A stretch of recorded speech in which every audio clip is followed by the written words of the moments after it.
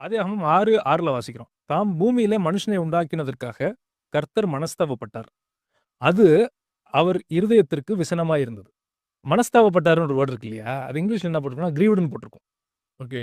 கிரீவ்டுங்கிற வேர்ட நம்ம எங்க யூஸ் பண்ணுவோம் அப்படின்னா, யாராவது ரொம்ப நெருக்கமான ஒரு ஃபேமிலி மெம்பர் இறந்து போயிட்டாங்கன்னா, அப்போ ஒரு பெயின் வரும்ல ஒருத்தவங்களுக்கு. ஒரு ஹஸ்பண்ட், ஒய்ஃப் இருக்காங்க.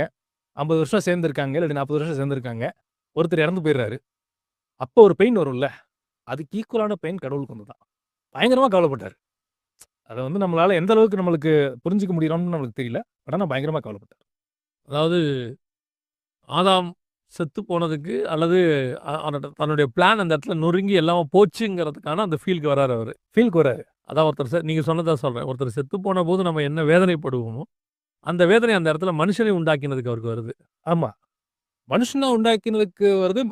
அவன் வந்து கடவுள விட்டுட்டு பிரிஞ்சு போனது கூட 2வது பிரச்சனை. நான் திரும்ப சொல்ற விஷயம். பிசாசுட்ட போய் அவன் பார்ட்னர்ஷிப் பண்ணிட்டான். தகப்பன விட்டு இளையகுமாரன் போனது கூட அப்பாக்கு தெரியும். அவன் போயிருவான், இங்க போயிருவான்ட்டு.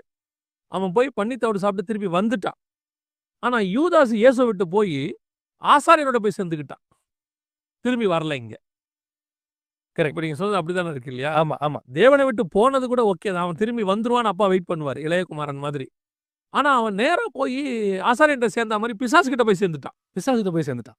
ஓகே. அப்ப எப்படி இருக்கும்னு பாருங்க. அவருக்கு எப்படி ஒரு பிசாசுங்கிறவன் எதிராளி. அவன்ட்ட போய் கை கோர்த்து உட்கார்ந்தது எப்படி ஒரு மனச பாதிச்சிரும். ஒரு side creator of the universe. Angels எல்லாம் வந்து அவருக்கு சல்யூட் அடிச்சிட்டு இருக்காங்க, துதிச்சிட்டு இருக்காங்க. மனுஷன லவ்ங்கிறத தான் ஃபவுண்டேஷனா வச்சே பண்றாரு. ஆனா மொத்தமும் ஒரு டிசிஷன் நீங்க சொன்னது இப்ப நான் அப்படி பார்க்கிறேன். ஒரு side creator of the universe. இன்னொரு சைடு ஹெல்லுக்குன்னே ரெடி பண்ணப்பட்டவன். அவங்கிட்ட போய் இவருடைய கிரியேஷன் மாட்டிக்கிச்சு. ஆமா.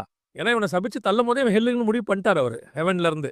ஹெல்லுக்கு தள்ளப்பட்டு இவன் கண்டிப்பா ஹெல்லுக்கு தான் போவான். நீ நியமிக்கப்பட்டவன். அவங்கிட்ட போய் என் பிள்ளை மாட்டிக்கிச்சு. எப்படி இருக்கும்? அதான் நொறுக்கப்பட்டார். அந்த இடத்துல மனஸ்தாபப்பட்டாருங்கிற வேர்டோட எக்ஸ்பிளனேஷன்.